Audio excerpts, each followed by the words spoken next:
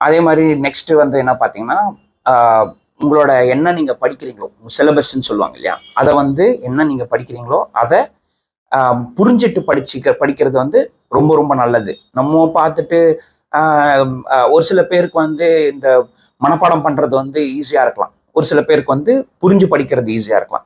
அவங்களுக்கு எது நேச்சுரலா வருமோ அத பண்ணுங்க. இன்னொருத்தர பார்த்து நான் வந்து அவங்க வந்து ஃபுல்லா வந்து நம்ம தமிழ் லோக்கல்ல சொல்லணும்னா டப்பா அடிக்கிறாங்க. அதனால நானும் டப்பா அடிக்கிறேன். அப்படின்னா உங்களுக்கு வராது. ஏன்னா உங்களோட இது வந்து அண்டர்ஸ்டாண்ட் பண்ணி படிக்கிற உங்களோட ஒரு நேச்சரா இருக்கும். ஸோ நீங்க அண்டர்ஸ்டாண்ட் பண்ணி பண்ணுங்க.